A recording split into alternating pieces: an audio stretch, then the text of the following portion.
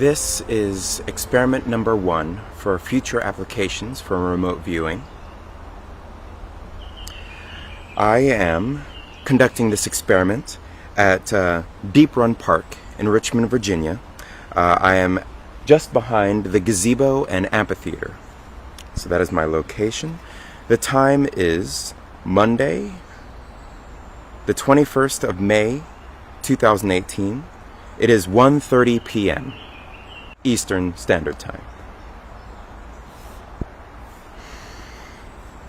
I have just completed approximately 20 minutes of meditation and breathing exercises. This is a beautiful place, so it's easy to calm oneself here. So today's experiment is to connect with the people who are attempting to join me in this experiment. It is also to see if I detect anything. Do I detect that I am being remotely viewed? Do they perceive me at all in this place? I made a note to myself that maybe I would go ahead and wave to the camera. I would wave to them if they were perceiving me from anywhere around, if they are perceiving me from above. There's a tree directly above me, so they'd have to perceive me from very close by. But if they want to choose the best view, that would be from any of these places. So I'm going to wave at them from all around.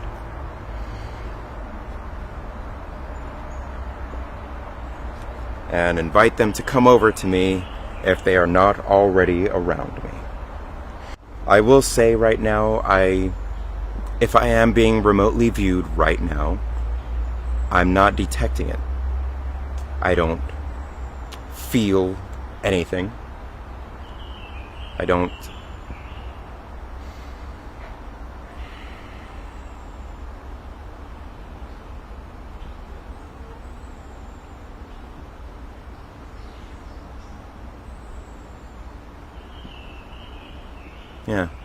I'm not sensing anything from them. I'm just focusing on my own piece right now and staying open to the experiment. There is one piece of this experiment that I intend to record right now as a potential for communication. We'll see if this works at all. During my meditation, I've been sure to not focus on any numbers because this is a numerical experiment. The purpose of this experiment is to see, can someone communicate with me while they are remotely viewing me? So, the purpose of my meditation was to open myself up to the possibilities of this moment. So I'm going to record the results here in my little notepad. I've made a few notes of my meditation and my mantra and all that stuff right here. So I'm going to write the numbers on the same sheet of paper.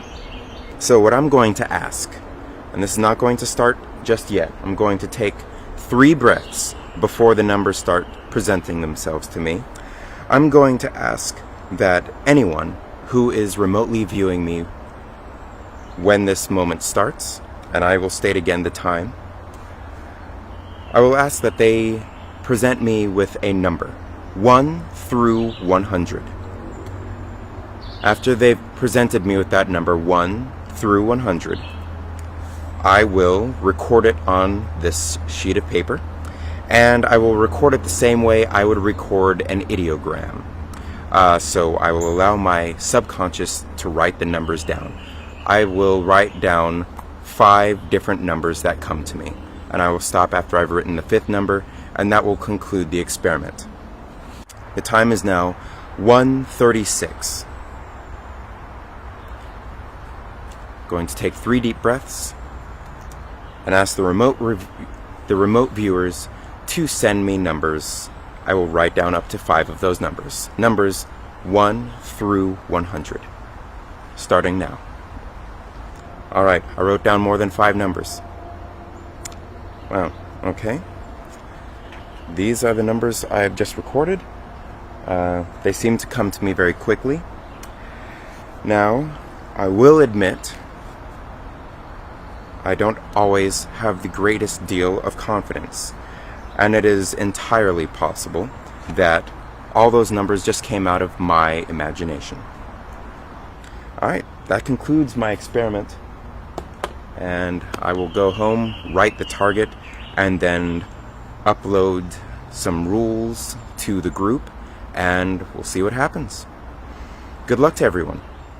Today is Wednesday, the 30th of May, 2018, and I would like to share with you the purpose of experiment number 1. Now, this was not an experiment on if remote viewing works. The assumption was made prior to this study that remote viewing is real. So this experiment is to test how a group of different unrelated viewers would perceive the same target that was both written and videotaped under completely blind conditions, and also to study how deeply they would connect with this said target.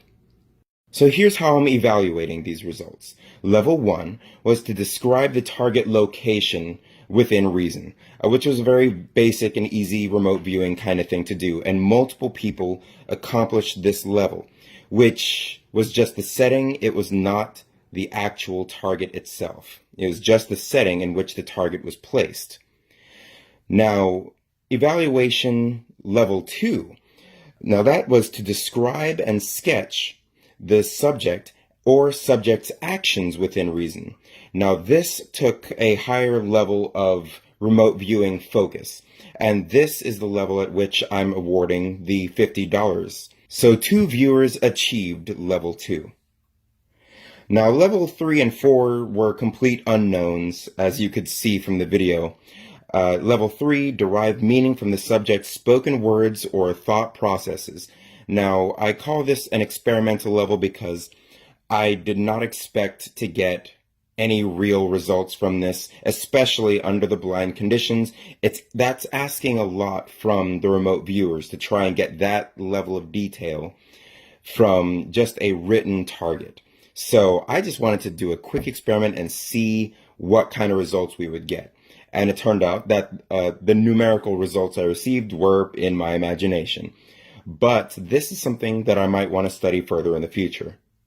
I imagined that participants were feeding me numbers randomly. The other place where imagination played a part was on the part of several of the participants. While certain participants were able to get kind of close, describing a natural setting that could be a park, they did get kind of close to that level 1 reading, but their imagination might have caused them to veer off course a bit with the details, and that caused them to possibly miss the main subject of the target altogether. So that was the big separation between level 1 and level 2. Now here's the fun part. I'm going to share the results with you now of the 2 viewers who seem to connect the closest with the subject and target. Like I said earlier, almost everyone who participated in the study did a good job of describing a park-like setting. Some people didn't get quite as close to saying it was a park, but I could still give them credit for saying that it was a natural environment. Now, what set these 2 viewers apart is the level of detail they gave me to work with to really describe the things I was looking for. This first viewer did a good job of describing the natural environment and saying that there were tiny beings like children, innocent and sincere and loving, walking along with older beings that were likely their parents, along with 4-legged beings that could be their dogs. I will admit that while I was walking to my position where I would record the video, I did pass people, families, walking their dogs, having a good time with each other. There was a small body of water, which multiple viewers did pick up on. There was a small lake on the site. And there were ball games happening. Multiple viewers also described that people were playing and that this was a fun environment, and I think that's what led most people to saying that it was a park. They knew there were a lot of trees, there were families, and it was a park situation. So several of you were right on with that. Now, I'm not going to read through all of the details that were provided by this first person, because that's just tedious. If you really want to, you can pause the video and take a look at it closer yourself. But I will say that there was one detail in particular provided on this final page that I'm showing here that really stood out for me, and that is the detail that they also included in the sketch on the page above. They said in their words, some movement waving with hands, which I have to attribute possibly to them remote viewing me waving my hands at the beginning of the video, inviting the remote viewers to join me. So this remote viewer stood out for me specifically because not only did they explore the park and describe accurately what I saw on my walk to my video location, but they also seemed to have described my actions while recording myself on video. Now, the second person I'm going to talk about went into surprising detail and extremely accurate with those details. Her descriptions of me, it seems, she has a category here of biological, where she describes dark brown, where she could be describing my skin, expressive, emotive, bulging eyes, which maybe I have. I don't know that I really think of myself that way. Inquisitive. She said that I was screaming. I didn't think I was screaming, but you never really hear yourself. She then went on to describe curly hairs, a friendly smile, which take as a compliment, cheerful, happy, light, black, and those were a number of the words she chose to describe biological subject. Now, there are several pictures she drew that describe very specific features of this park. One of them she labeled as a stadium area, a sport-like area, and not far from my position, probably less than a 3-minute walk, was a large area where you could play football, soccer, a little bit of everything. Volleyball nets were set up, and she seems to have very clearly drawn a volleyball net there. So she describes both me and the park very well, and that is only the beginning of the detail that surprised me here. She goes on to describe another part where she writes the words light or antenna related to broadcasting. She might have been picking up on the video camera I had set up on the tripod right in front of me. And then additional details on the same page that really took me by surprise. She says, move to best full view of the target. This seems to be an overhead view. Now, if you look behind me in the video of me, you'll see that I'm standing at the edge of a curved or angled bridge. She described the bridge perfectly. And when she moved 100 feet above the target, she went on to describe pillars, or a line of pillars that were very close to the bridge. And that very accurately depicts and describes the wedding area, where a lot of people usually rent out this location for their wedding ceremonies, sometimes graduation ceremonies, or parties in general. And with yet another really good detail, she moves 20 feet in front of the target and describes a building, or what she calls like a house. This would very well describe the pavilion that was also right near the wedding area and bridge area. So I was standing a good little distance away from that area, but I was on the opposite side of the bridge, away from these gathering areas.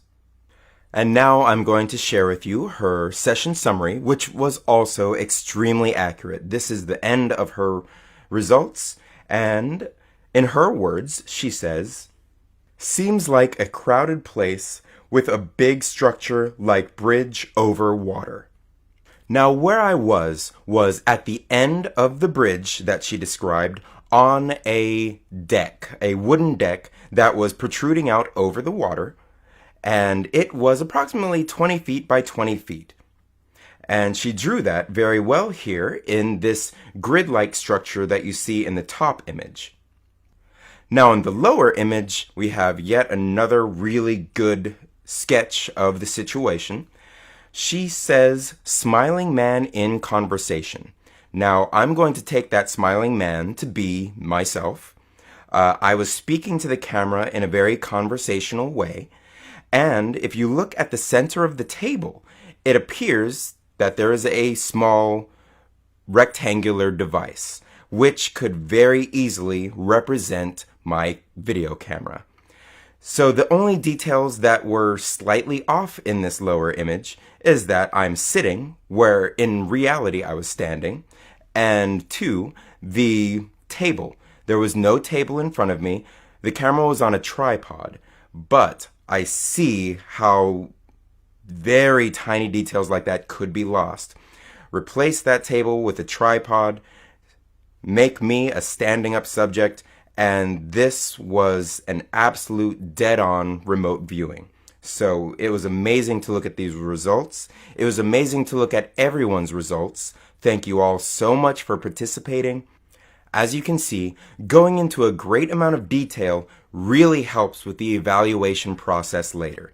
Now, a lot of you turned in great results, but I really had to point out these particular two remote viewers because their results were the most accurate and the closest to convincing me that they were completely on target.